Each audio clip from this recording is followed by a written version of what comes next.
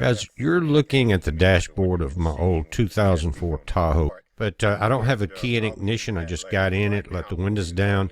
The meter is reading 0 milligauss. Now they're saying keep your extended levels of exposure to 2.5 or below. And again, I don't have the key in. This is an older style vehicle. I don't have Wi-Fi or Bluetooth in the vehicle. So the newer ones that do have that, you're just increasing your exposure. But anyway, I'm going to put the key in.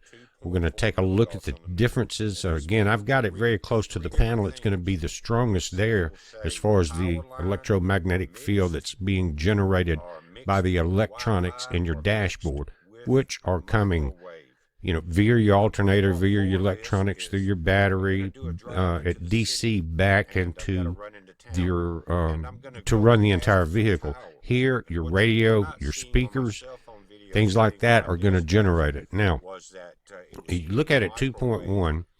I've got the phone on, and I just got as I got closer to the meter, you can see it reading it, just this phone, just the camera at that distance. But again, I'm going to put the key in. We'll watch that happen. Now remember, if your kids have the big stereos, the subwoofers, and the power amps, they're really getting heavy doses. Think about that when you are thinking about getting some 18 subs and 5,000 watts amp. Anyway, let's put the key in. I'm not going to crank it yet. I'm just going to turn the ignition on, and you can see 12.7, 12.4 is starting to rise. You're getting all of the energy from, again, when you turn that key on, it powers up your system. So you see that. Now, when you, again, you notice your RPMs are at 0. Now, check this out. Turn the key all the way on, crank the truck, 64, 58.6. You can watch as it changes there, but it is drastically different once you crank this car. Now, as you move it back, and I'll show you, away from the dashboard itself, and get it back down to about the steering wheel where your arms and hands are exposed, it cuts this down probably about 75%, but we'll look at it. Also, if you rev the engine, notice as we go through the video, on the left, the RPMs there, watch your EMF exposure, the amount of electromagnetic field radiation generated. It rises, so as you go up to about 70, 75, whatever you're driving at, and as you're accelerating, then you are increasing the exposure. Again, back at the steering wheel, not that big of a problem, but you're still going to be at around 12 to 15 milligauss. That's in this vehicle. I will do one on my wife's vehicle in the next day or so. She does have Bluetooth and navigation, things like that. We'll look at the difference inside, but it's bad enough here. Now, one of the things I want to point out, and I'll show you in this video, is that even though you come back to your hands on the steering wheel level, that's more exposure than you need. But we talked about chronic fatigue syndrome in the last video and some of the videos that were taken down last year. And it occurs as you drive your vehicle. You can think, well, you shouldn't be that tired to drive 30 minutes or 45 minutes. And you get off work, you feel great. By the time you drive through traffic, get home, or drive a distance, you're exhausted. This causes chronic fatigue syndrome. Now, back at the steering wheel, again, 10, right in there. Notice I'm not accelerating the engine, so that's going to increase as you drive. Now, this is an older truck. You can see still has a cassette and CD in it. So it's not sophisticated electronics. There's no power amps involved or anything like that. But you get to that area, and you can see as you rev it up, watch the RPM gauge in the left, your exposure back that far increases. If you get it back to about chest level, then it goes down also. Pull it back here. It's just maybe really close to your face, chest level right there.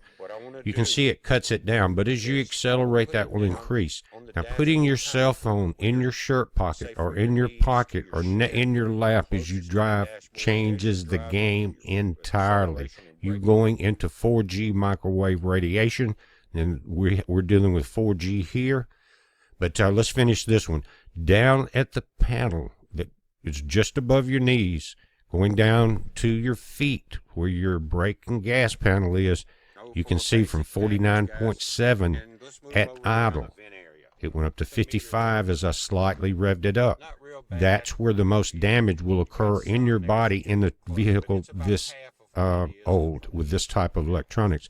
Over in the passenger side, you've got your air conditioning, things like that, but there's still a strong EMF level there. You come back to about the chest level, and you saw that it went down. But in the dashboard, the passenger is still exposed. Back seats are the best for kids for more than one reason at a time, unless you got some big speakers in the door. But this is the radio. I've just turned it on. You can see just doing that will increase the EMF field. So imagine these kids that are getting 100 plus dB out of their crank it up systems in their cars, what they're being exposed to. Now we're going to take a little ride. My wife is going to drive, and I stopped it here to show you that normally in the house or sitting in your vehicle, you don't see microwave pop up. See that 84.1, guys? I don't have the cell phone on as far as the only thing on is mobile data, and I did that and it put it on Google so that it would try to search towers. This is not doing during a phone call. It's much stronger than this. It's going from mixed, that as I lower it because it's starting to be interfered with the EMF generated inside the truck we were just looking at. But the danger of 4G and going into 5G is, you see, we just went under a power line. That generated a lot. But this Wi-Fi microwave, 79.6, guys, look at that. It'll jump up into the 80s. So and I've got it setting on my wife's phone, and I'm taking the video with my phone. But guys, imagine that phone in. Now guys, the video just before this one that you're seeing here, 5G danger cell phone damage, and the one you just got through watching, they're dated. People had asked me about getting that information back up, and that's why I'm doing it without having to go back through the entire videos and remake them.